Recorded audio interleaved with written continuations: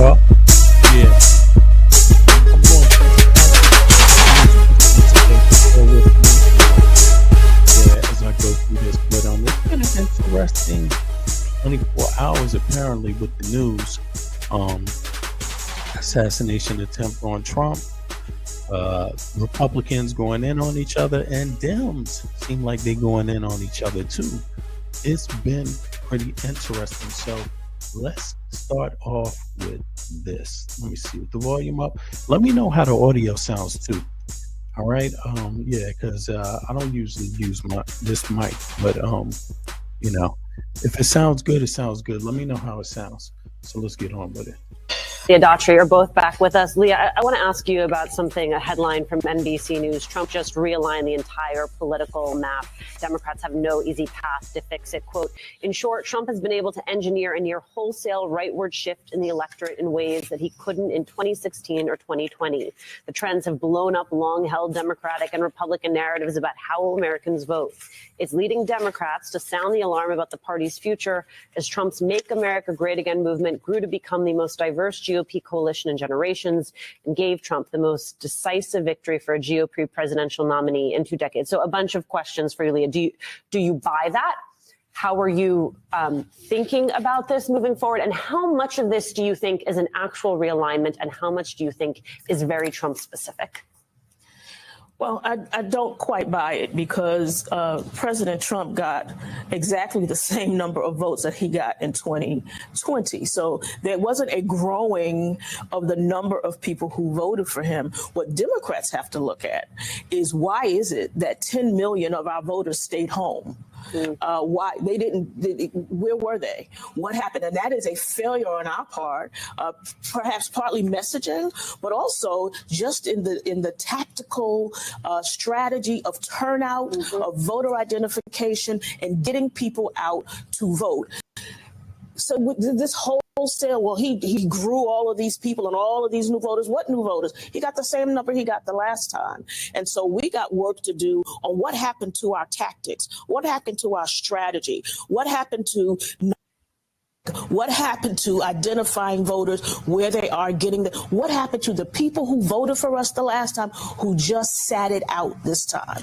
That's the work that has to be done. I think that's such a key and important point because to Matthew Dowd's piece as we started this hour, in fact, Trump got less. He underperformed his vote from 2020. Do me a favor, y'all. Let me know if the chat is working and how the audio sounds on the mic. Difference maker in this election were the 10 million Democrats or independent voters who did not support. So, Eddie, I also take exception to this idea that what Trump did was orchestrate a rightward shift in the electorate. No, what Trump did was took advantage of a rightward shift in the body politic and the electorate that has been occurring for some time. He saw how to maneuver and position himself and saw that opening with young men on platforms, on the digital platforms that Democrats largely ignored. They did not play in the digital verse the way Republicans had for some time. Talk, if you can, about this idea of this rightward shift. Now, I've always looked at the country as mostly center-right in its understanding, meaning that it's on fiscal matters, it's a lot more conservative. On social matters, it tends to be a little bit more moderate. Okay, but good. what we're Thank seeing you, now Chris. I is appreciate beyond that. And it's sort of a leaning in towards a nationalistic, paternalist. Yeah, I hope it sounds better. It's I've been experimenting a little bit slowly as I do some different things, but let me know, if the streaming is good, because I'm using a different system today. I just want to test it out. But did you hear this? Watch what happens. They're about to go in right here. Check this. View of the country and how we look at each other. I think this is a really important question, Mike, that we need to shift from why did Vice President Harris lose to what kind of country are we, right? And I think what we've seen over the last 40 to 50 years, and it's culminating in Trumpism and MAGA Republicanism, right, is this kind of toxic combination of selfishness, greed, and hatred. And in some ways, it's all about an evisceration of any notion of the public good, an idea that might own 50 years. of Did you hear his criticism? Yo, did you hear this criticism right here? Listen to this. This is ill. Hold on. I like this, but hold on. the country and how we look at each other? I think this is a really important question, Mike, that we need to shift from why did Vice President Harris lose to what kind of country are we, right? And I think what we've seen over the last 40 to 50 years, and it's culminating in Trumpism and MAGA Republicanism, right, is this kind of toxic combination of selfishness, greed, and hatred. And toxic combination of selfishness, greed, and hatred. And in some ways, it's all about an evisceration of any notion of the public good. And an evisceration of any notion of the public good. Indeed. What's happening right now is extraordinary on paper, apparently. I mean, we've already had things like January 6th happen. We've had voting booths burnt down, attacked by the very people that support Trump, by the way.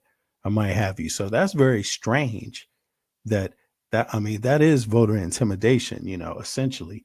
Then you have Elon Musk, basically buying his way to the, openly and, to Trump, the January 6th person, the person with 37 felonies, So it is an abandonment. My own concern is greedism, right? Is this kind of toxic combination of selfishness, greed, and hatred.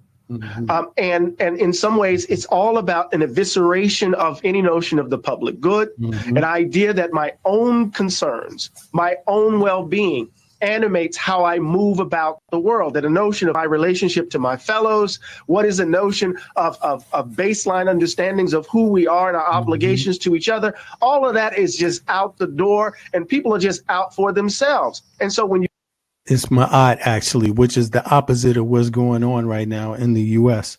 This is chaotic. What's going on. It's chaos, really. It's how I nation. You know something? The outcome, people can always speculate. Hey, Andrea, Andrea, I'm sorry. Oh my God. But listen, the outcome, you never know. But right now, it doesn't look good, because when you have all of this chaos going on, it is definitely an invitation for something else bigger that's bad too. If you ask me. Selfishness, and Harris lose to what kind of country are we, right? I think what we've seen over the last 40 to 50 years, and it's culminating in Trumpism and MAGA Republicanism, right, is this kind of toxic combination of selfishness, greed, and hatred.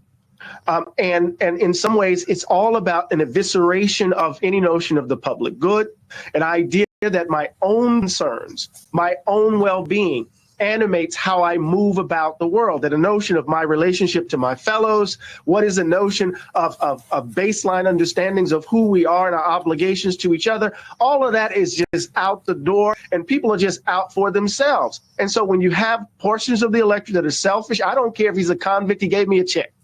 Right? Or you have folks who are greedy, that are the billionaires who want to control everything. And then you have folks who are fearful that the country's changing. And so what Donald Trump has done is he's, shall we say, exploited that. Now, I think we need to also say, in light of that shift, and we could call it neoliberalism and the crisis of it, or however we want to describe it.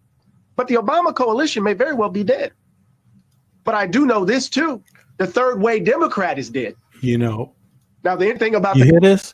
Trump gave permission for people to just be crazy, really, just to expect no better, essentially, but here it gets deeper. Trump has done is he's, shall we say, exploited that. Now, I think we need to also say, in light of that shift, and we could call it neoliberalism and the crisis of it, or however we want to describe it. But the Obama coalition may very well be dead. But I do know this, too. Ooh. The third way Democrat is dead. He said the Obama.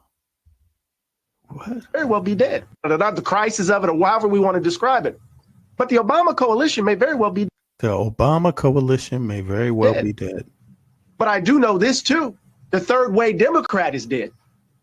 Now, the interesting thing about the conversation that we're having about the postmortem is that folk will want to lurch back to the right with regards to the Democratic Party. But when they're lurching back to the right, they're going back to what the DLC did, which is in effect concede the ground to Reaganism, concede the ground to the philosophy that has produced this selfishness, this greed, and intensification of hatred in some ways. And so part of what we have to do— Reaganism, and that's interesting because that is where Project 2025 actually started. The roots of it. What is it? The Heritage Foundation. They started pushing this agenda with Reagan, and they had some success with Reagan. But then, because of some laws and things like this, there's a good doc that's done on the roots of the Heritage Foundation and their movement and this Project 2025. But apparently they say in the doc that it started with Reagan, that they were actually involved with Reagan, and Reagan, that was the Iran-Contra scandal, right? That was cocaine, crack epidemic, CIA playing some part of it, allegedly. I mean, but that's what they say. I think that was public record. Ollie North was in those congressional hearings, all of this stuff. So, but it's culminated. That's how many years ago is that? That's 30 years ago almost now. But shit takes time. I think, and I'll be quick here, is to be honest about where we are. And if we're honest where we are, it's not about 25 years, what Kamala Harris didn't do. It's about who we are. Mm-hmm. We don't want— Yeah, for real, because Kamala Harris can't fix the universe. Now, if you don't want healthcare, universal healthcare, then hey, you don't have to have it. And clearly, these people said we don't want it. They said we don't want it. Isn't that amazing? They said we don't want it. That is crazy. They said they don't want anything. They don't want student loan. They don't want student loan forgiveness. See, when Trump said he got a mandate, look, these people, they're going to go all out. And if you want stuff, you need to vote for it. Don't vote with your heart, vote with your mind, intact. If you don't want student loan debt relief, then don't vote for the Dems. If you don't want a loaded rack of other stuff for your tax dollars, by the way, health care, if you don't want elder care, you don't want elder care, you don't want to be able to treat people that have the option of having their elders at home, help to do it at home, have their home set up so they can be there. You don't want to do that. I don't know what this electorate was about, what these people were voting for in the United States, but I thought they wanted stuff. Abortion. I thought women wanted abortion. The percentage actually, let me let this play. Actually, listen to this. Who did this? Who did it? Listen. To be quick, Eddie Glaude. We don't invite you on here to be quick. Take your time. Got 3 hours. This whole yes, that is it. It's not about, how can we, I've been very dismayed actually by this whole working class voter conversation, because are Black people not working class? Okay. If you really want to boil it down, if it's really about the issues, if it's really about the message, how did the message break through to Black working class people and it didn't break through to the majority of anybody else? And I see y'all white women and Hispanic voters out there that are in my inbox right now, but we voted for her. Yes, but let me explain this how this works, okay? As a Black woman in America, if something happens and somebody does something, then it's like, I understand I didn't do it, but we got to address the things for everybody else. So this is the box that we're in. I understand there are white women out here that voted for Kamala Harris, but baby, 52% of y'all voted for Donald Trump. And this was not the first time. So now for the third time. So y'all got to come together and address it internally. So I understand you didn't do it. But enough people, y'all got to have a conversation. So that's just how I'm just helping you understand. This is just how it works. But it is the opportunity. Do you understand? Women, what's up with the women? The women didn't vote. The men, I don't even want to look at the data, but the data, they get more data every day. So it becomes more revealing. I mean, the election just happened a few days ago, so they're still getting data in, but that is more conclusive. But apparently, a lot of women didn't vote their interest. Opportunity for the Democratic for Kamala Harris, but baby, then it's like, I understand I didn't do it, but we got to address the things for everybody else. So this is the box that we're in. I understand there are white women out here that voted for Kamala Harris, but baby, 52% of y'all voted for Donald Trump. And this was not the first time. So now for the third time. So y'all got to come together and address it internally. So I understand you didn't do it, but enough people did, but y'all got to have a conversation. So that's just how I'm just helping you understand. This is just how it works. But it is the opportunity for the Democratic Party apparatus is actually within the base of the party and the people that did not come out. They were fighting the couch this entire election. The Democrats were. And so the question is, why is there this insatiable need, Bishop, to go to the immediate response was, okay, well, the party is just, too progressive, too this, too that. I mean, you have Democratic lawmakers. Seth Moulton, got up there saying whatever he thought he would say. My former boss, Bernie Sanders, said, Democratic Party has abandoned working class people. That is actually not true. Now, we can talk about how we talk about it, right? We can, and this is probably. That's not true. Democratic Party hasn't abandoned working class people at all. Do you know what the agenda was that people were voting for? I mean, I don't understand how they could say that, but maybe he's saying like in the past, the Democratic Party may have. But listen, everything is in, you have to compare that to what? You have to say, if the Democratic Party has ignored working class people, what about the rest of the folk? What have they done?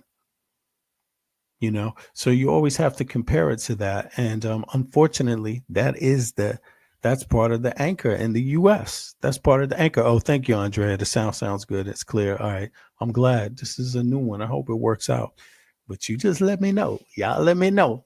And thank you very much. I appreciate everybody, each and every one of you. I do. But what do you feel about this? What do you take away from this? I mean, me, myself, I thought it was a shoe-in for Kamala. I thought this is going to work. As many people as I could see that were hating on her ethnicity. They want to know her ethnicity specifically. That's what they want to know. Not her platform, right? They don't want to talk about her record. No, nothing recent. They don't want to talk about any bills passed through the Senate. You know what I mean? Nothing like that. Right. But, I think it's really weird to try to blame Kamala. I think the platform was a strong platform. And I think it's just an extension of what the Dems have already been doing. Now, you could talk about what people have done, but at the end of the day, who's going to do better? Who's going to do better? Is Trump going to do better? Are you really blaming the Dems for Trump winning? That's what the sister is saying. Like, that is ridiculous because it is very clear. People had very clear choices. They had very clear choices. Trump, the sociopath, rapist, right? Defrauder, the person who defrauded an entire state for millions and millions and millions and millions, hundreds of millions over years, over years. Shady stuff happens around Trump. Indeed. Not to mention Jan 6, right? Not to mention Jan 6. I mean, but to blame Kamala Harris for people voting for Trump? No. People that voted for Trump don't want anything. They just want the border and that's it. They don't want health care. Not that kind. They wanted to go back to where you paid more for it.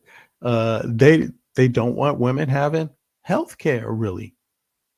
They're out to ban abortion. And now they're saying, well, the states can do it. The states can do it. Okay, the states can do it, but look at what's happening now. In theory, the states can do it. in theory. But what are they really going to try to do? I mean, Project 2025, like, are they, when Trump gets in office, do they want to start a registry? Do they want people to turn in a registry? What do they want to do on the federal level? What is it they want to do? But in any case, let's hear the rest of this. It gets more interesting. Probably not a popular conversation as Democrats to have, but perhaps maybe too much union, not enough worker. Okay. So to be clear, I'm sorry, but I love unions. I love them. They do good work. You better thank your union for the 40-hour work week and overtime pay. However, everybody in the country is not because of some of the laws that are in Republican governors in many places. Everybody, there not as many people are members of the union. So if you're talking about union members versus workers, there's another thing. And there are Black and brown people in that category. This insatiable need to run towards people that have not voted for that not voted for you in recent history since 1964 en masse, I don't understand. Yeah, and I think it's a conversation the party has to have, because you're right. Democratic Party has not won white people since LBJ. So this idea that somehow, we got to go to this. The Democratic Party, that's true. And the Democratic Party is a people's party. But for some reason, I believe truly that people in the U.S., they are concerned about race. So if they perceive something as helping a group of people that they are politically not aligned with, even if that thing is good for them, they vote against it. You see, it's kind of like, I don't know I don't have words for that kind of politics, but really that stuff is so toxic. But I think a lot of it comes down to it. Racial prejudice. Yeah. Color prejudice, and this idea that, people, they want to vacillate between being American and being white, being American and, the good tourist, the type of good immigrant and the bad type of immigrant, these kind of things. But abortion, you would think that women would vote in their interests. That's not what happened. That's not what happened. 10 million less Democrat voters came out to vote. Constituency every single time that has rejected the Democratic Party for damn near 50 years. Excuse me, Lord. So what are we doing? And I think what the party has to do is admit that. Mm-hmm. It helps when you acknowledge the facts, admit that, and figure out then how do we get the balance right of appealing to the people who consistently turn out for us, who consistently show up for us and have over these last several decades, and do some persuasion with other people. Because when you talk to people about the issues, what's clear is even the white people who don't vote for us align us on issues, but they don't like our candidates. And so there's this split that we often have with them. But we've got a lot of work to do on that. And it starts with an admission of the truth. And it starts with, what do you think about that? They like the policies, but they don't like the candidate.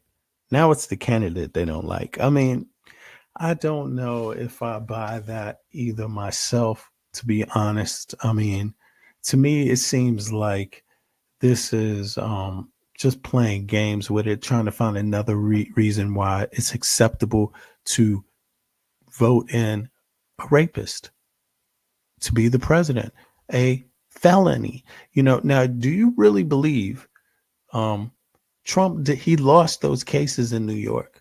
He tried to go, but he came out guilty. Trump came out guilty. He did not defend himself successfully.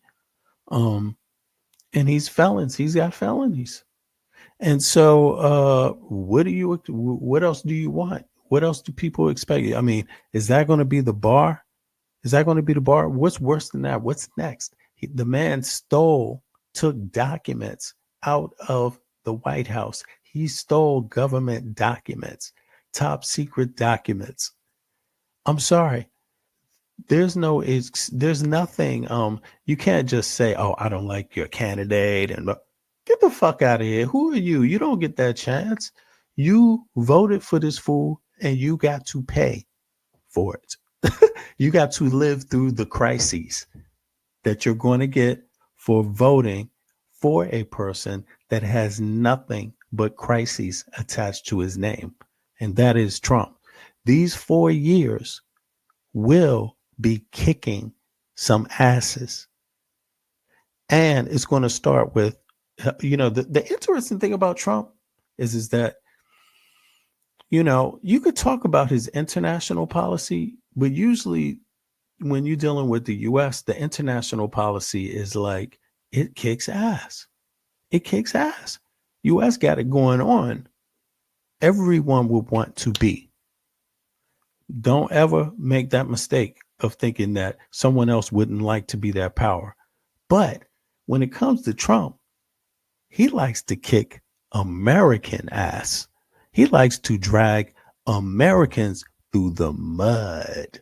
And that's exactly what you're going to get. And you're going to get all his little crazy cronies that are psychos that, they are really out for themselves. I mean, the psycho thing is the entertaining part, but the other part is that that's going to be attached to some money that they're going to try to scam. And it's totally obvious. It's totally obvious. They're not even hiding it. They're not hiding. If they're trying to hide it, they're doing a very poor effort at that. A very poor effort. I mean, what can you say here? It's one excuse after another for the con man party voting for me. Exactly. There's no excuse for this. Yo, I'm sorry. Vote for who you vote for, but eat it also. Eat that vote. Accept that vote. And I'm talking about all those broke ass people out there in the United States of America that don't have health care, that are on debt, student debt, that are can't talk, screaming about inflation, screaming about affordable housing, screaming about all types of stuff. You voted against all of that stuff you've been screaming about to support a lunatic, criminal, psychopath that is going to sell your country down the tubes. Make no mistake about that. Make zero mistake about that. That cannot be understated at all. And guess what? To those of us that are not in the US, we will be watching. The con man party the con man party knows he was and is not qualified. Say the only thing we can conclude is that his election was about race. I mean, it seems like it. He don't know what to do though. He knows how to kick people out. He knows how to take away critical race theory. They know how to take away abortion. They know how to take away things, but what do they know how to make? Nothing. Zero. The Trump administration has zero score points when it comes to making something. They're only known for taking something or screwing something up, and being, somehow people slipped through COVID. People slipped through COVID. If COVID had happened any sooner, it would have been worse because Trump would have had been the president longer with COVID. It stuck around enough, but it came at the time where Biden could take over and solve the problem. Get some real people on the job, because Trump was out there talking about inject Clorox in your arm or something like that, drinking Clorox for, this guy's crazy. But in any case, hold on. Hello, talk to the voters, because with all due respect to our wonderful people on Capitol Hill, they don't have the answers. Well, I mean, you can talk to the voters, and they did talk to the voters, but what are you going to find out? You're going to find out that the voters are really voting for race. I mean, I think the Democratic Party is just being left the responsibility for holding up the country, pretty much. pretty much.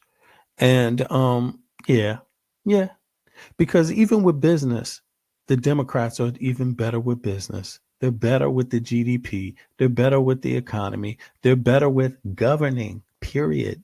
The Democrats are better at governance.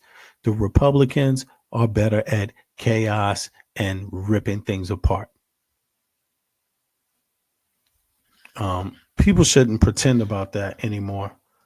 I mean, tell me, what have the Republicans built? I don't know. Let me just be in the last 10 years. What clear. are they I'm gonna known say it. She for? ain't gonna say it. Nancy Pelosi. Everybody talks about how the Speaker emerita, she's so strategic. She can count, and yes, she did all of that when she was the Speaker in Congress. But my question is, where is your calculator now? Because Democrats are about to then lose the dang on House, and for her to sit on this podcast, we'll play the sound about how it's up to the I don't deal in. Hold up.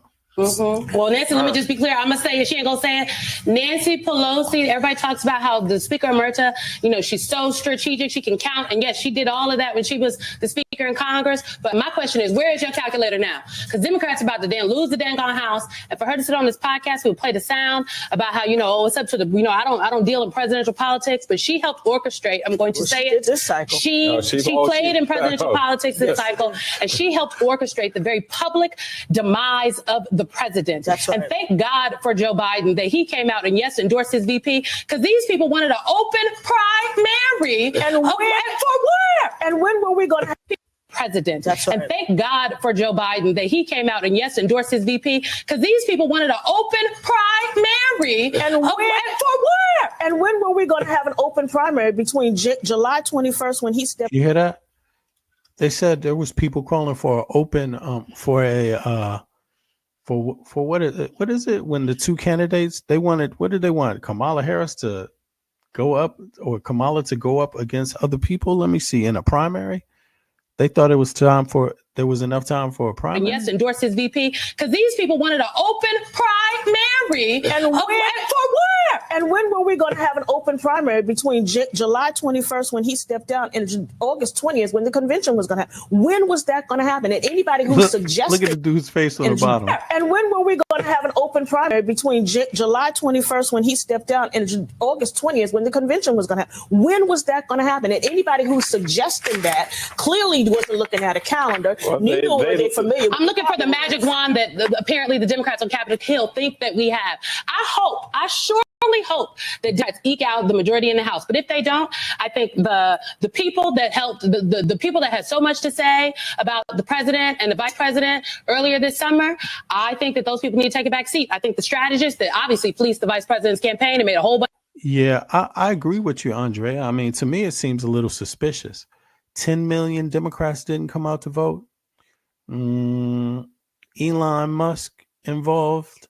To me, all I saw was you saw way more Democrat. I don't know, what did the news media do? Not show Trump or something? All the huge rallies for Trump. I mean, it doesn't make sense. The Democrats were mobilized. The issues were clear. What do you think? Did something happen? Or is it that Dems just didn't come out to vote? But I agree. Dems are not known for not coming out to vote.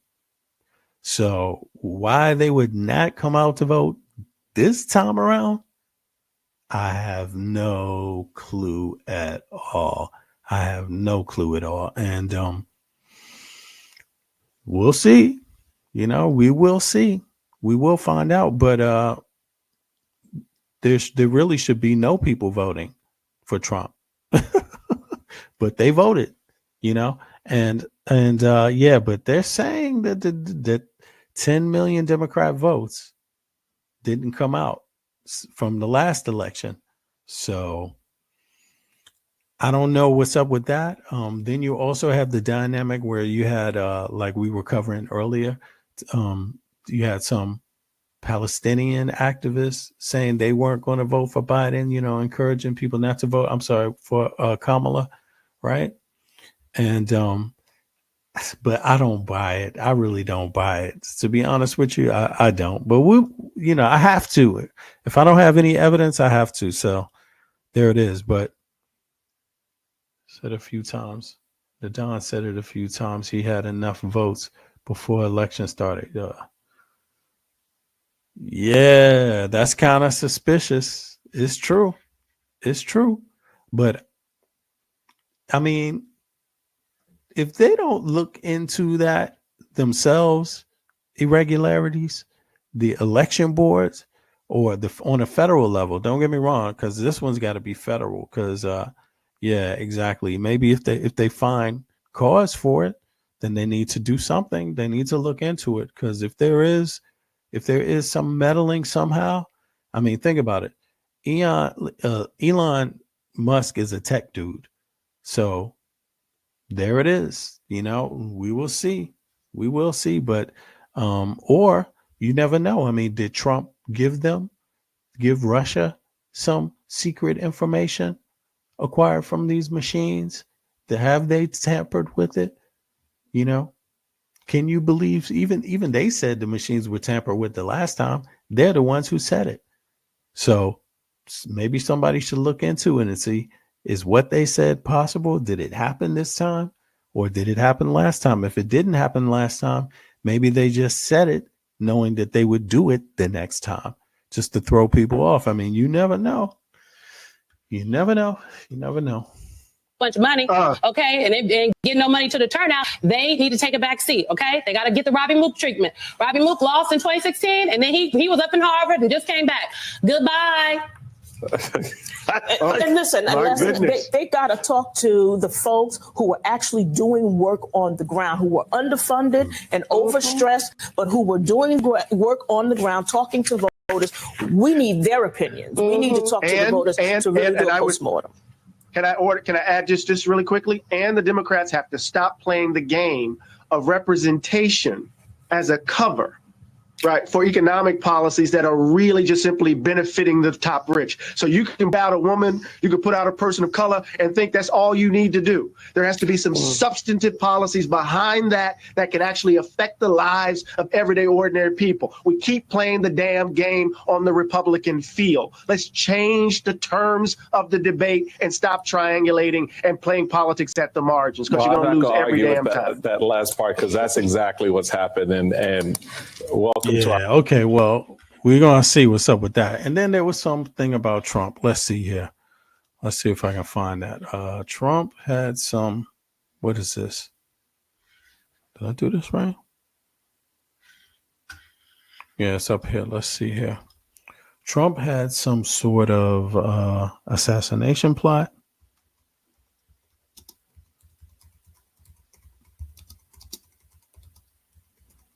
Was it this? Right. Some breaking news that we wanted to bring to you this hour. This just coming from the Department of Justice right now on that plan, that Iranian plan, murder. Sorry about that. Oh, where the heck is this at? The Department of Justice has announced federal charges against 3 people in a thwarted Iranian plot to kill former President Donald Trump and President-elect before the presidential election.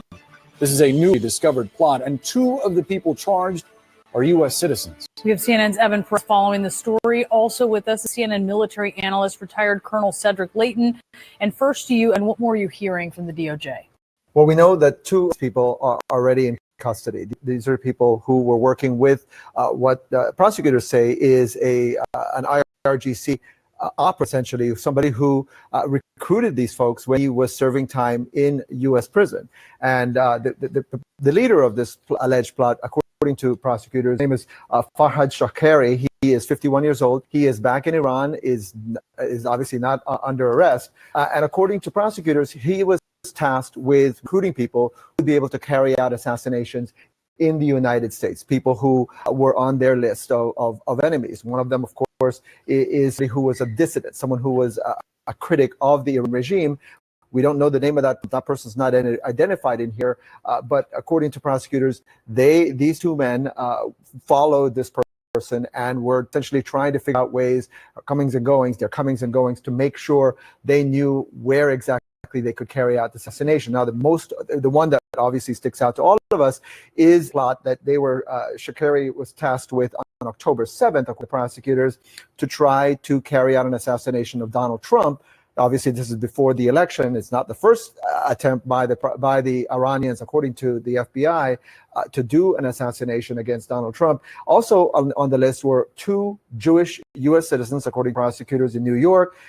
Again, he was trying to pay $500,000 to carry out these assassinations. And also Israeli tourists in Sri Lanka were on the IRGC list. Again, all of this, according to prosecutors,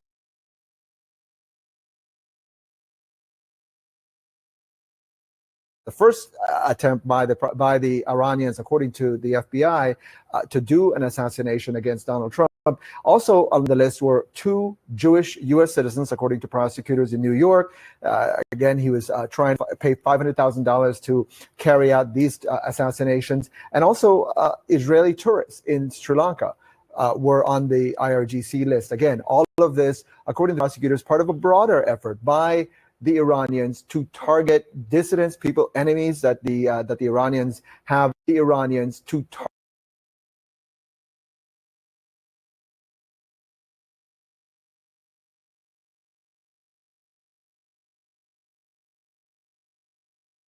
target dissidents, people, enemies that the Iranians have on their list. Of course, you remember back in the summer, there was a Pakistani man who was arrested.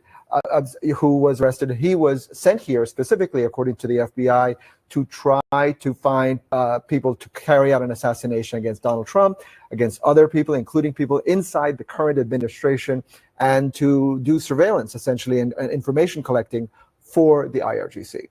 Colonel Layton, what stands out to you about this news, and how do you think the effort by Iran to sort of recruit or outsource this effort would have worked? Would that have been an efficient plan? Maybe not the most efficient plan, but it's very typical of the Iranians, Boris. And one of the things that they do is when they go after certain targets, like a prominent politician or, somebody who is, on their target list, like Israeli tourists, they're going to find others to do it. It's basically the same method that they use with Hezbollah and with Hamas, use proxy forces. So this is a microcosm of that. What they're trying to do on the Iranian side is they're trying to go in and in some ways have plausible deniability, at least initially, when it comes to assassination attempts like this. But it's also, as Evan was mentioning. Yeah, I was saying that I thought they were saying two Israelis tried to assassinate Trump, but they didn't.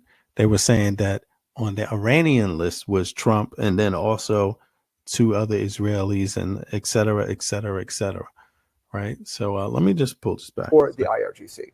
Colonel Layton, what stands out to you about this news, and how do you think the effort by Iran to sort of recruit or outsource this effort would have worked? Would that have been an efficient plan? Maybe not the most efficient plan, but it's very typical of the Iranians, Boris. And one of the things that they do is when they go after certain targets, like a prominent politician or, somebody who is on their target list, like Israeli tourists, they're going to find others to do it. It's basically the same method that they use with Hezbollah and with Hamas, use proxy forces.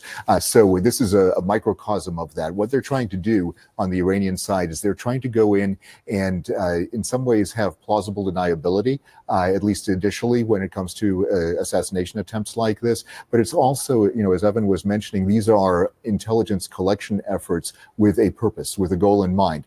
They're basically preparing the battle space, so to speak, for these actions. They want to know movements. They want to know who's doing where, what their targets are doing. And when they do that kind of thing, you had people try to say that Trump was going to be tough on foreign policy, and there's a lot of people saying that Trump capitulated on a lot of foreign policy. That's his idea of tough, capitulating. But then he did this one thing where he had one Iranian general killed, and I think that this must be like retaliation for that. But I mean, okay, so Trump's coming in office now. I mean, what's he going to do about it? So you saying that you would criticize Biden for being active, for having the U.S. military active in certain disputes in the world, right? But Donald Trump can be active. I mean, It doesn't make any sense. So I think what's going to happen ultimately is that foreign, Russia, China, Iran, the type of thinking that they're employing is something that, Putin, just the fact that he had his hands all over Trump, like a package, like a dog, like just something to hold and and touch and turn, and a Rubik's cube. You know what I'm saying? He had his hands on Trump all like a Rubik's cube. You can believe that. And that I'm just curious, like, is the U.S. security forces, are they taking this lightly? Because, day one, the last administration, on day one, Donald Trump had Russian ambassador in the White House. I don't know, man. I mean, I got to tell you, I don't think this is, it's not about it looking good for the Dems. I'm not even talking about the Dems or thinking about the Dems right now. I'm thinking about the U.S., period. Like, this is beyond the Dems. Like, these kind of things are very troubling. And I don't see what the point is in taking the risk. What are you taking the risk for? The guy's a criminal. He's been colluding. He's stolen your top secret records, giving them to your enemy. I mean, what are these people waiting for? Is that the case? You can just walk in and do whatever you want? Somebody can do that? Oh, wow. That's interesting. Like, I'm really losing it right now. A lot of intelligence that they have to collect in order to be successful. And these particular suspects are ones that would have been recruited by the Iranians. They probably have an ideological bent that favors the Iranians. And they're using that in order to actually go after these targets. So if they were to be successful with that, of course, it would have a major implication for U.S. policy in the Middle East, would have major implications for our military force posture and many other things. This can be traced back to the targeted killing of Qasem Soleimani, the Quds Force commander, back in 2020. I believe it was. Actually, 2020. Just before Trump left office. Just before he left office, just a few weeks before he left office. And Iran, I don't think we can overstate. I'm sure for a lot of Americans, Soleimani was not a household name, but for Iranians, he was. And so this is something that Iranians, the Iranian government, they feel every day. They feel constantly this thing that America did. Yet, are you surprised that it has resulted in this reaction? Not at all, Really? Because, and the reason I'm not surprised, that the Iranians have a long memory, and now that Trump is once again the president-elect, he is even more of a valuable target to the Iranians. And in essence, what they're trying to do is they're trying to seek revenge. Killing Soleimani would have been like killing Colin Powell. Something like that, on that level of magnitude. And the reason, when he was at his apex of power in government. Exactly, when he was at his apex of power in government. And if you do something like that, Trump, ordered that killing, and the Iranians see that as being, something that he is responsible for. And as a result of that, not only was Trump on the target list, but people like former National Security Advisor Bolton was also on that list, and has protection to this day because of that. So those are the kinds of things that the Iranians, are continuing to look at. They're seeing this as being, a continuation of their policy. They are using asymmetric warfare on us in many different ways. This is one aspect of it. There are other aspects, including cyber activities, and of course the proxy activities that Hamas and Hezbollah have been conducting for years in those areas. Right, and keep in mind, I mean, obviously, a lot of people focus on Russia and China as the biggest adversaries of the United States, but the Iranians are quickly trying to catch up, and they are doing things, including, as you just pointed out, I mean, during the recent election, they were targeting the Trump campaign. They hacked into the campaign. They tried to get documents out, disseminate them to try to embarrass the campaign. Not only are they trying to kill people associated with the former Trump administration, but also people associated with the current administration, with the Biden administration. And a lot of it is this view of retribution for what they view what the United States has been doing and what the Israelis have been doing in Iran and in the region. So that's part of what the story here is. And they've said publicly, by the way, that they are planning still to seek revenge for the killing of Soleimani. They say they haven't gotten it and they will keep trying. And so that's the issue here for the FBI, is that these things they know will keep happening. And putting this out there now at this time, while the Secret Service is undergoing somewhat of a renovation or a reimagining to some degree, is notable. It sends a message. It does. I mean, look, for the Secret Service, for the FBI, the fact that he is now president-elect changes the way they protect Donald Trump. It's already changed. He's going to have military assets now to help protect him. So there is a lot more protection for Donald Trump. It was already changing after the second attempt on his life. And so obviously when he's president, you have even more protections. And that is going to change forever how they protect Donald Trump, because they know, as you pointed out, the Iranians have a long memory. They're not going to let this go. And as the former president, he has said that he wants to go after the Iranians in their pressure campaign. That's going to be part of his foreign policy coming when he takes office. All right, Evan, Colonel, thank you so much for both your insights in this. All right, folks. Well, that's it. I mean, oh my goodness, that is deep. Who knows what's going to happen with that? But it's some precarious times coming up for the citizens of the U.S. I hope everything works out. But seems like a very weak moment for the U.S. right now. I'm talking about structurally. I'm not talking about parties. But again, this is American people vote for this stuff, and they're going to vote for it this way until they get tired of it, essentially. And maybe it's part of the U.S. destiny to slow down, go into chaos, have all of the instruments and tools all of a sudden not function, or take away some of the infrastructure, remove it. Department of Education, there's a Department of what is it? I'm forgetting. It's just many of them. I'm sorry. Even the Fed. Even trying to get rid of the Fed, you can imagine that's coming, because even the Fed, yes, the head of the Fed said he ain't stepping down if Trump asks him. Yo, there is a fight going on, but there's also some chaos and breaking up, and Trump is about to be the president. I don't see him holding shit together. I don't see him holding nothing together. You see what I mean? Well, he's making moves, but oh shit, sorry about this. Yo, he might be making moves. Damn, he might be making moves, but the U.S., it doesn't matter. The U.S. right now, they're now working together, and Trump, he can make moves, but I don't really think that's going to be the case, to be honest. And, if you call making moves what does that mean?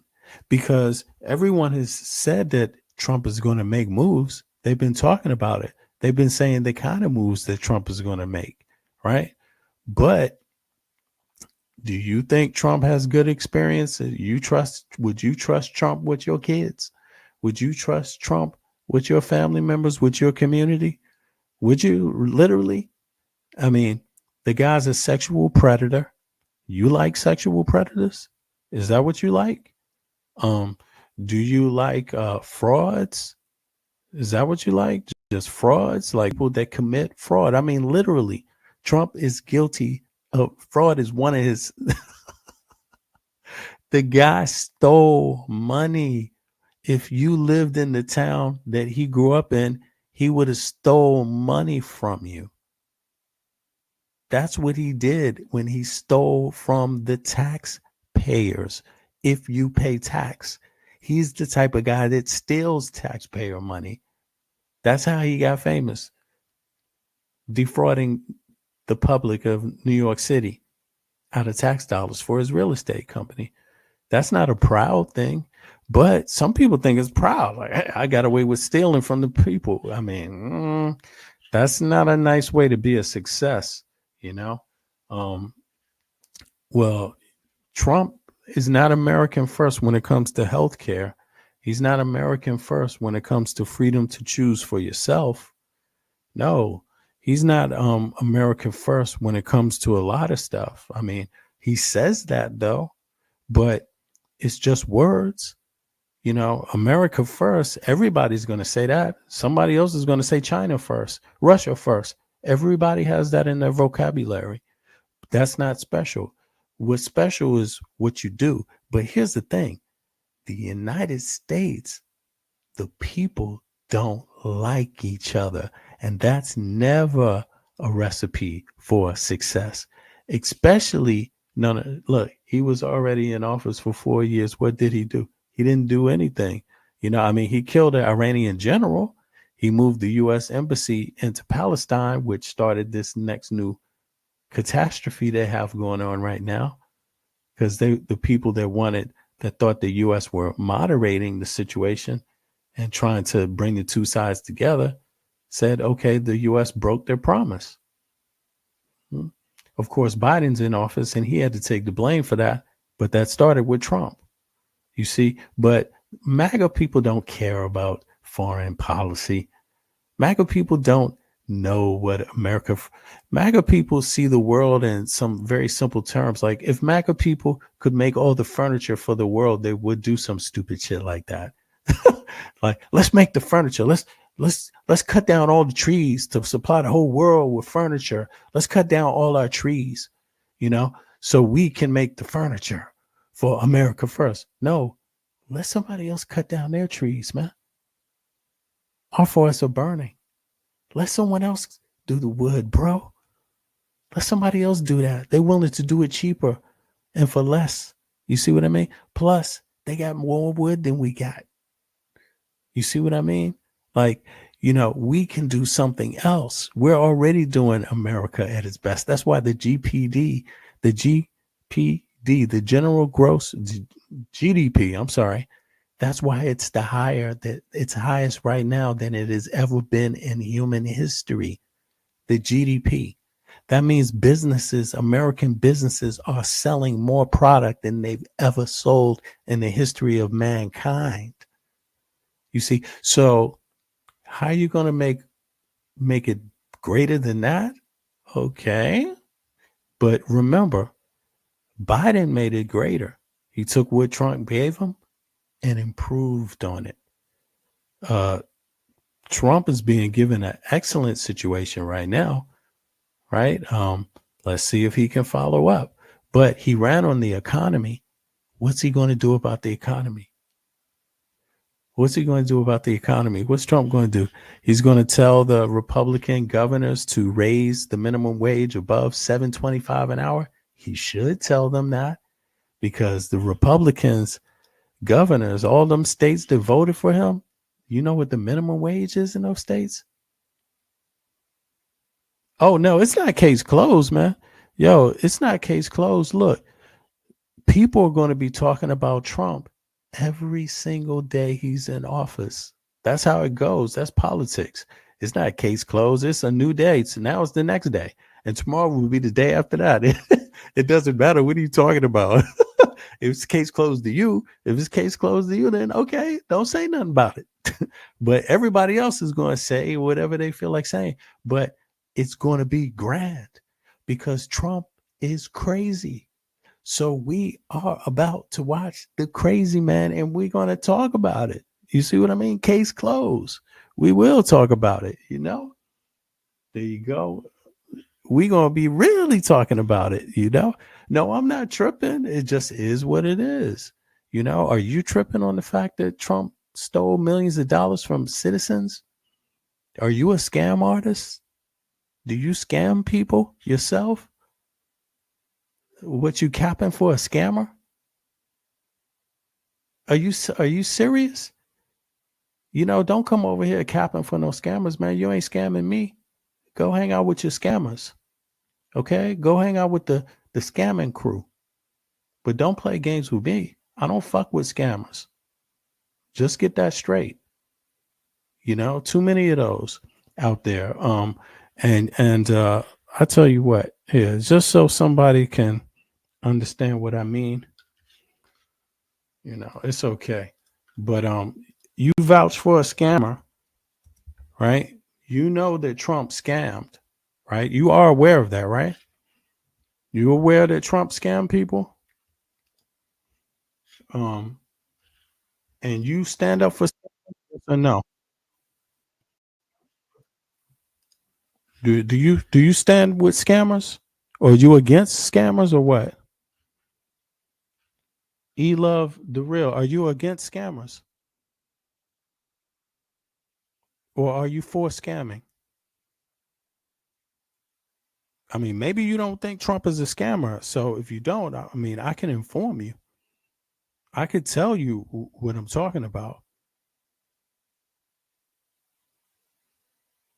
Yeah, because see, you can't just expect people to just follow what you think. You came here. If you don't like what I'm saying, go home yourself. Okay? Just remember that. You got your own space. If you don't like what I'm selling here, be on your business. Okay?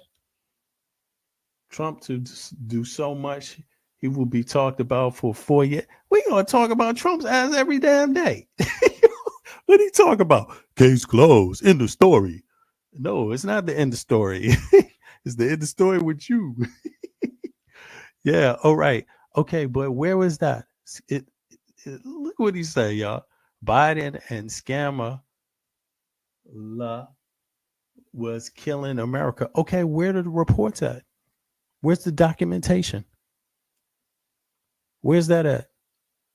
You know? And here's the thing, you know, it doesn't matter because you know Trump is a scammer. So do you stand by? I don't know Kamala killed anybody. Who's the person that Kamala killed? Who's the person Biden killed? Where? How come you didn't tell the police? See, the police know Trump scammed. They came after him. They arrested him. They arraigned him. He was convicted. You understand that? That's for real. That's not for fake. That's not on some little disinformation website your little sucker ass be getting your information from. Okay? So take your little weirdo disinformation Russian scam news and take that shit back to your home where you probably, what state are you from? You probably got a minimum wage of $7.25 an hour too. You proud ass boy. Now, what town are you from, scammer? What town you from, scammer? Tell me your town so I can look up the minimum wage. Since you on my page talking shit, you know, the thing is that the people that make up for scamming, you are the worst. You are the worst. You wouldn't protect anybody in your town. You wouldn't protect your neighbor. You wouldn't protect your own family. You see what I'm saying? That's what it is. It's that bad. I have zero respect for you. See, and that's the thing about it. And it is an ethics thing for me and morality. Trump is a rapist, and you stand with rapists and scammers. You are the worst. You're the worst yourself. You know that? You're the worst. It doesn't matter about immigrants. You know, anyone could say immigrants, that's not an excuse for being a rapist, you dumbass. You know, wanting to, you think that's special? Everybody on earth in every country thinks about immigration policy, you dumbass. Okay, what does that got to do with being a scammer and a rapist, you weirdo? You got it backwards, man. You need to go home and think about your priorities, boy. Now, let me see here. Oh, thank you. Yeah. Check it out. You could get that cap from azantoapparel.com. As a matter of fact, I ain't going to give this fool no more attention. As a matter of fact, let me break room. Let me show you something real quick. Yeah, that's break room. Let me see something, y'all.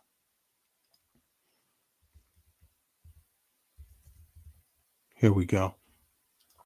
Yeah, if y'all want to get some gear, come on to the web shop, grab it. Thanks for reminding me too, Break Room. Let me put it up in here in chat. Let me see here. Shop at. Put that down there. Boom. There we go. Yeah. You can go to the website, check some things out. Let me know. As a matter of fact, I should make a little discount. There's some stuff for the fall and winter on there now. And let me see. We also got some if I'm correct, we got some caps in here too. Hold on, let me see something. Are they here? Yeah. You can check these caps out. See, you see? That's these ones right here. I don't know if you can see it. Let me blow it up though.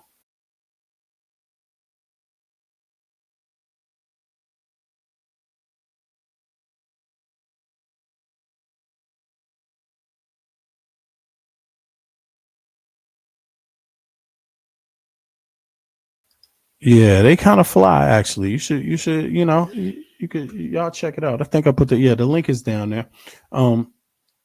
Yo, everybody is concerned about immigrants. It's just that we're not hateful bigots, Now, there's a proper way to deal with immigration, which is respectful, because that speaks for yourself too. How you do things. It's not just what you want to do. It's how you do them.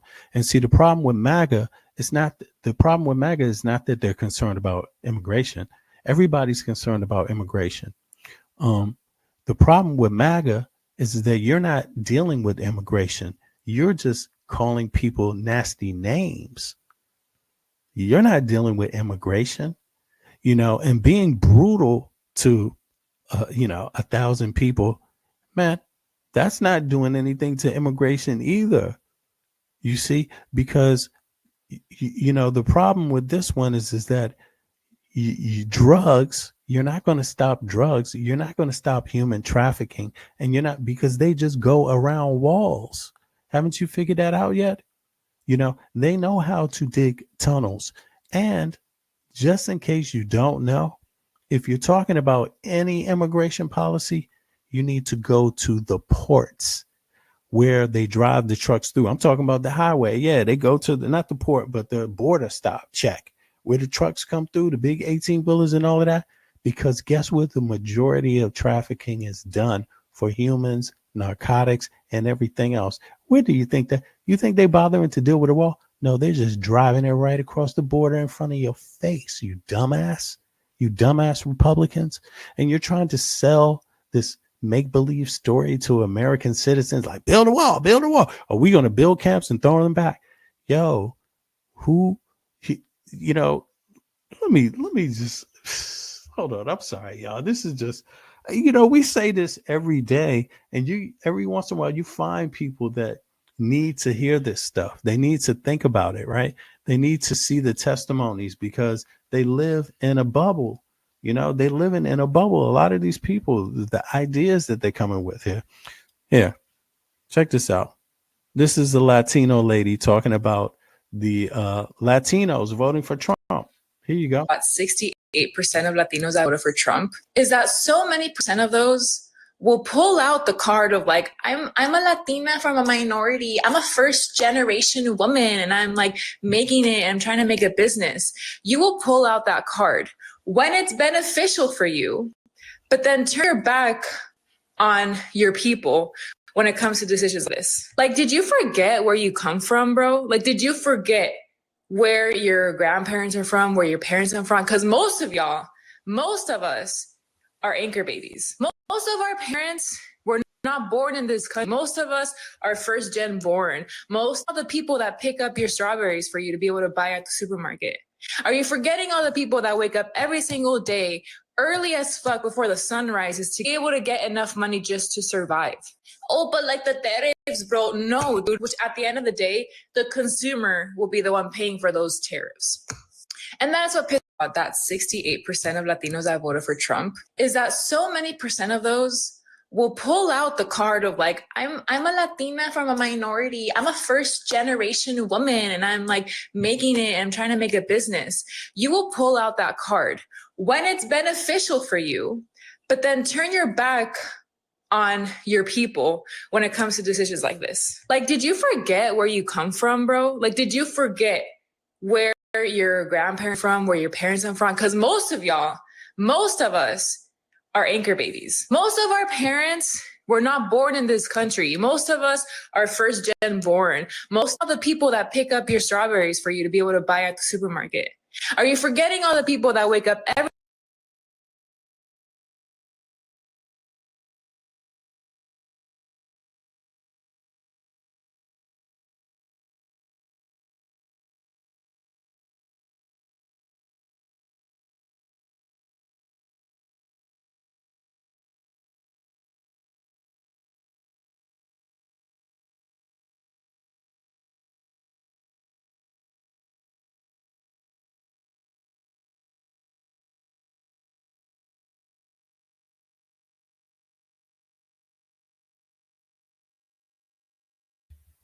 Yeah.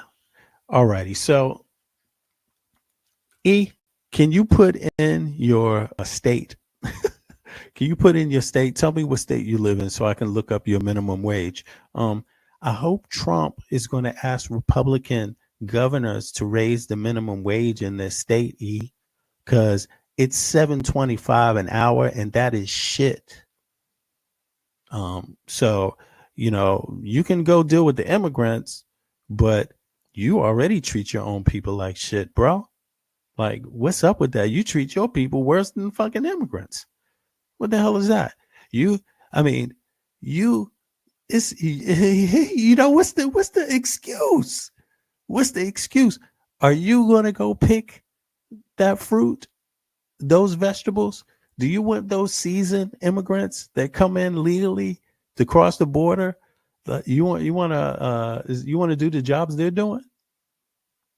Or you want to step up and get $7.25 an hour in your Republican state? That's a step up, I would say, without help with childcare. Trump isn't going to give you help with childcare. When the next disaster comes, what do you think is going to happen? Are you going to want a president that signs it and does something with it before it hits? Or you want one that's going to sit back and think about it? But guess what? He's thinking about it. States were affected. States that got $7 goddamn an hour minimum wage. Talking about inflation. You still there, E? 7.25 and got the nerve to be talking about inflation. If you worried about the inflation, the first thing you do as a governor of your own goddamn state is raise the minimum fucking wage. Duh. Yeah.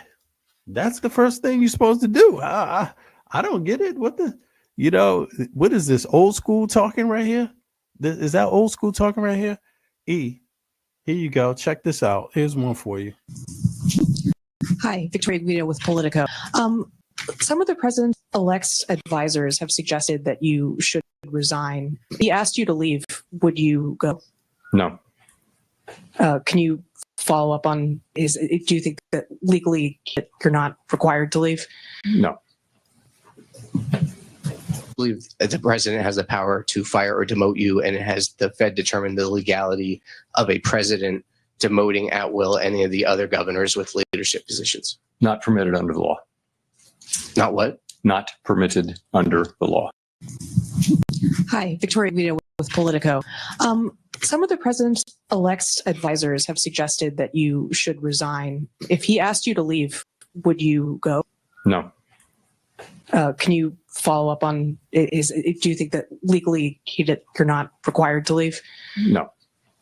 This is the head of the Fed. I believe that the president has the power to fire or demote you, and it has the Fed determine the legality of a president demoting at will any of the other governors with leadership positions.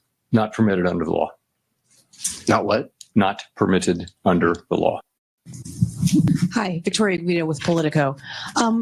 Some of the president-elect's advisors have suggested that you should resign. If he asked you to leave, would you go? No. Can you follow up on do you think that legally you're not required to leave? No. I believe that the president has the power to fire or demote you, and it has the Fed determine the legality of a president demoting at will any of the other governors with leadership positions. Not permitted under the law. Right. Not what? Not permitted under the law. Hi, Victoria Guido with Politico. Some of the president-elect's advisors have suggested that you should resign. If he asked you to leave, would you go? No. Can you follow up on do you think that legally you're not required to leave? No. I believe that the president has the power to fire or demote you, and it has the Fed determine the legality of a president demoting at will any of the other governors with leadership positions. Not permitted under the law. Not what? Not permitted under the law. Hi. Yeah. Then we got let me see here.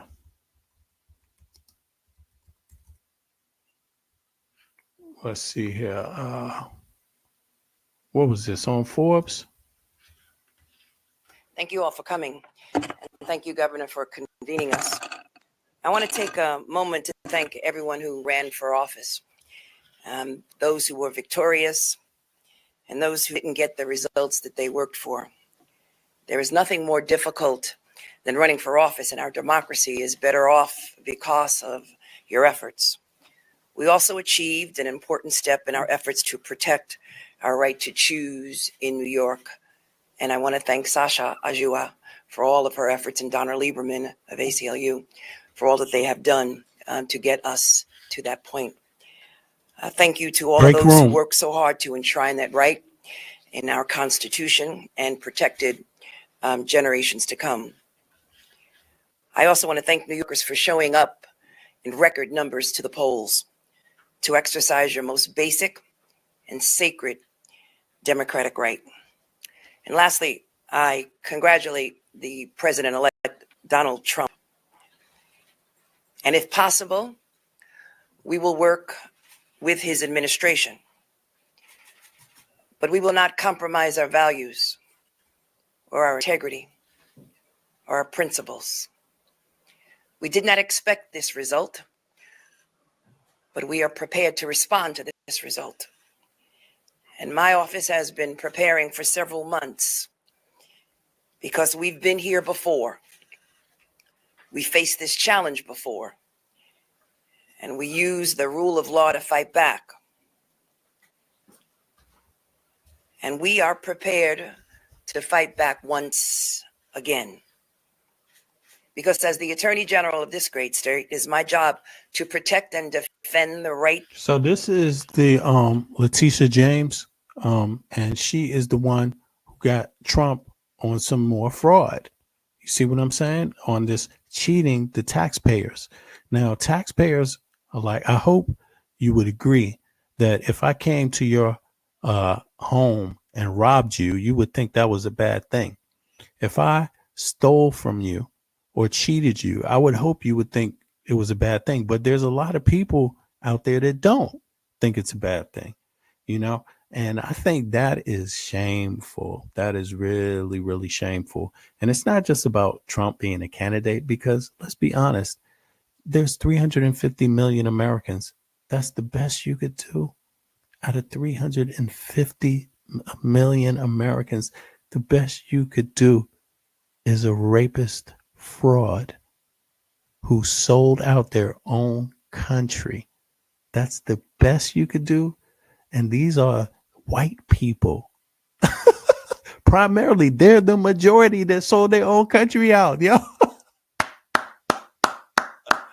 They are living in the $7 minimum wage states, cheating their broke asses, and they're voting for it.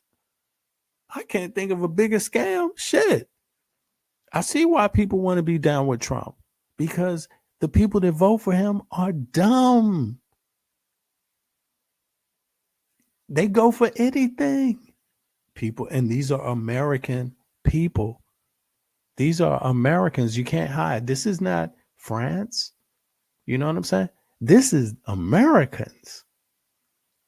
the most powerful country in the world, the guy who just became office, when he was the president the last time, the first thing he did, although he knew the U.S. was in a conflict, was invite the Russian prime minister to the White House on day one.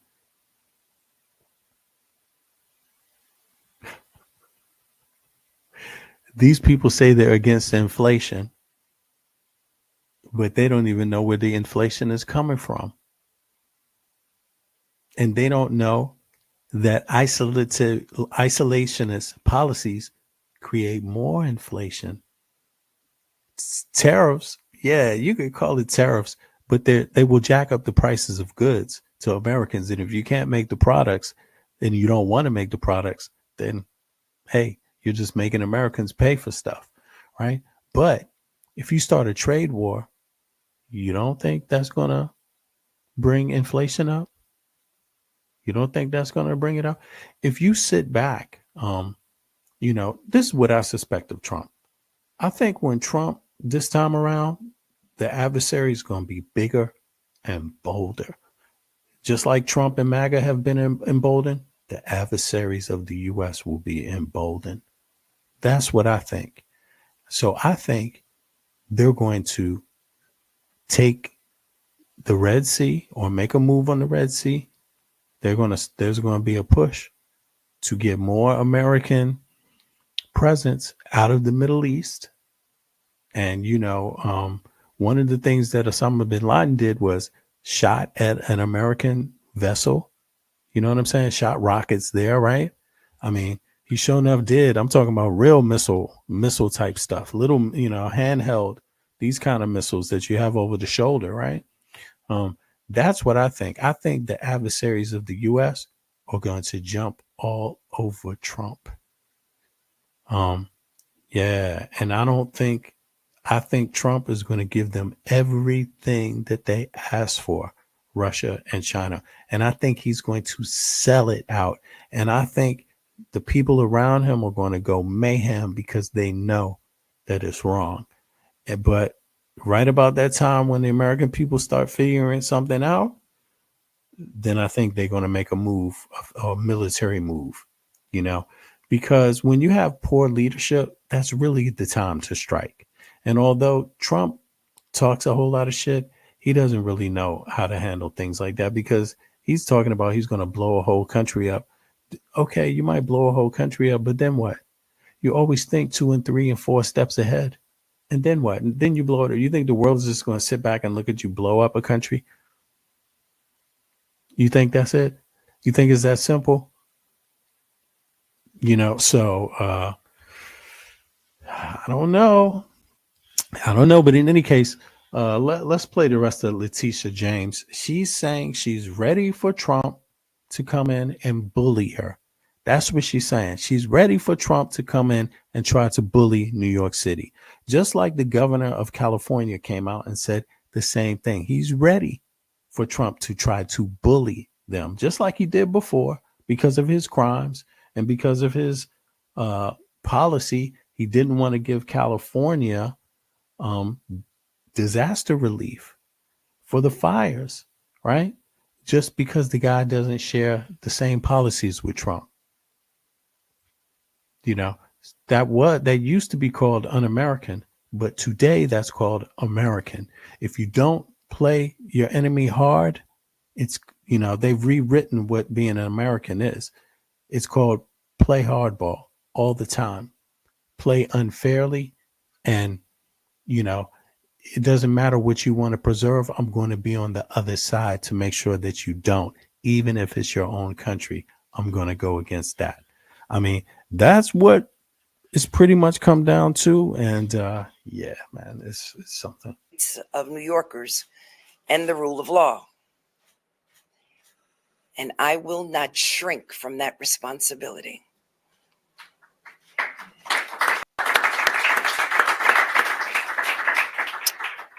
You see, between 2019 and 2021, the Office of the Attorney General took nearly 100 legal actions against the previous Trump administration. including when he attempted to cap the state and local tax, and when he sought to eliminate funds and grants for law enforcement officers here in the state of New York. We fought to preserve DACA and protect the Affordable Care Act. We fought to prevent a question about citizenship from being on the census because we were concerned about the impact of funding, the lack of funding to the state of New York and how it would affect how these programs. We beat the Muslim ban.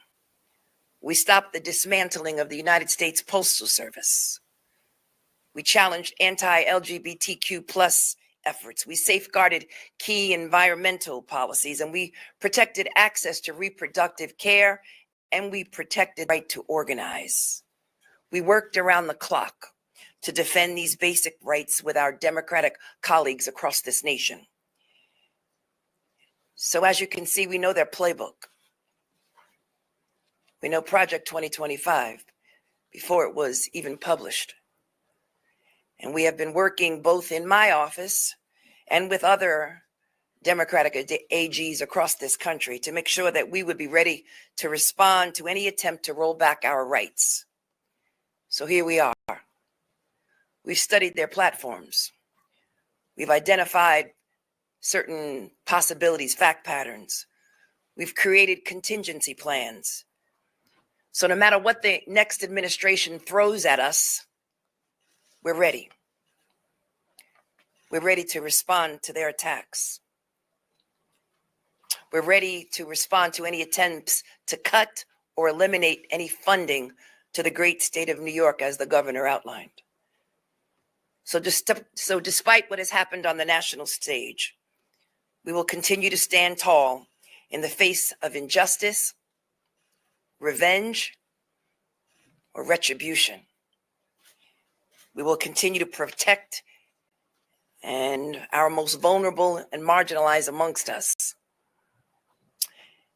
because it is my sworn duty and responsibility to lead that fight, working with the governor of this great state, Kathy Hochul. This is not the time to be fearful, New York, but faithful and steadfast, knowing that I, as the Attorney General, along with my entire team, we are guardians of the law, and we are prepared, my friends, to fight back. Thank you.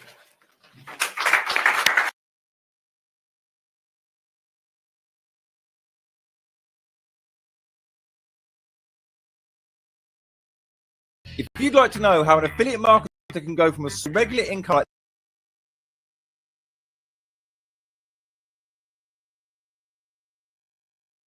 Let me remove it. Sorry about that, y'all. Yeah, and there's other governors coming up, right? And coming out and saying, making statements like this. Now, I'm all for it. I mean, I'm definitely all for it. But, you know, the thing is that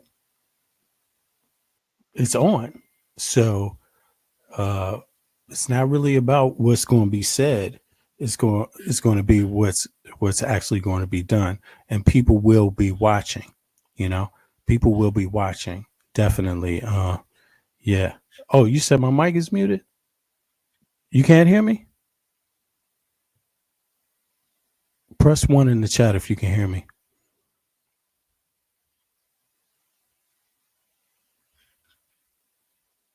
Maybe it's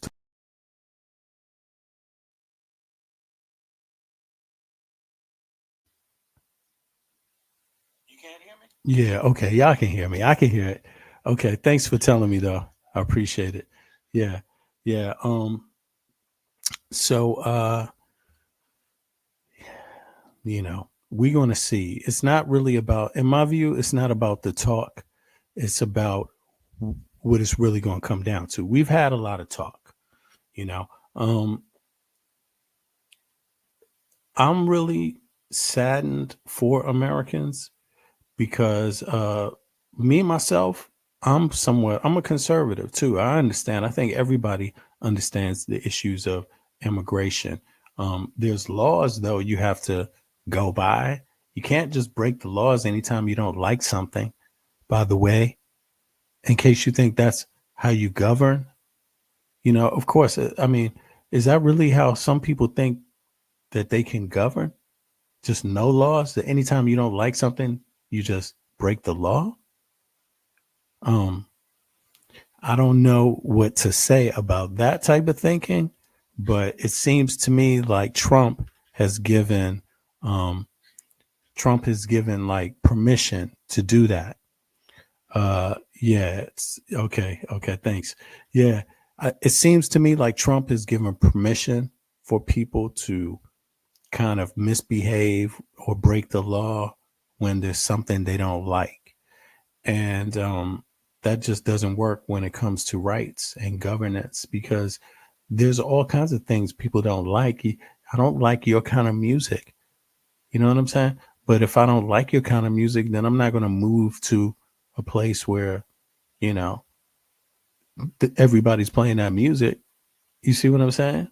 So, and then try to change that, but, to me, it just seems like overall, from what I see, is more like chaos. I'm taking a step back from the party thing.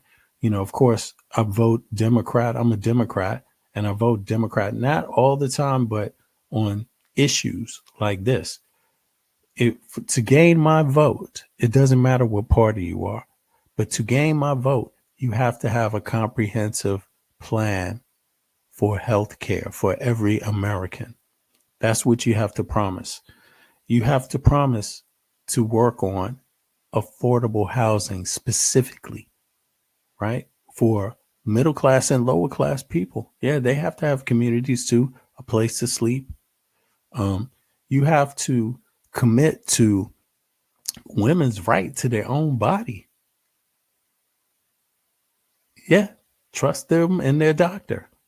Just like you're trusted when you catch gonorrhea from throwing your unprotected ding-a-ling around town and cheating on your wife. You know what I'm saying? Like, if you come up with some problem, you might want some help sometime, with your private parts or whatever your body is, your body. I mean, I don't understand it. What someone else wants to do with their body, as long as they're not harming somebody else, who cares? Who cares? And it's just sad because, they're preventing people from just living their own lives. Democrat policies are smarter. Like a lot of Democratic states, they dropped the thing about weed because they got tired of police using it as an excuse to, fill up the courts, right? And so they just legalized it pretty much, and they make money from it pretty much. Is it the best answer? Who knows? We're going to see. But I tell you what, people make a lot more money, and you spend a lot less money dragging people in for dime bags of weed. The people feel safer because then the police can't just use a bogus excuse to search their vehicle or search them because they smell some weed. You see? So actually, that's how it works, but there's more examples, there's more examples. I've been on here for a minute, and but there's a lot of other things. Now, personalities, I don't vote for Kamala Harris's personality. I would never vote for Biden's personality. There are some things that I like. There are some things that maybe I could do without, but Trump's personality is foul, and that I can't deal with. I'm sorry. I don't even want to I couldn't even sit in front of Trump. I would never even want to meet Trump. I don't even want to be in the same room as Trump, because if you're in a room with him, you're in a room with a whole bunch of people that have very low morals, very low morals. A lot of mistresses about to have babies that are unwanted and break up their families. Exactly.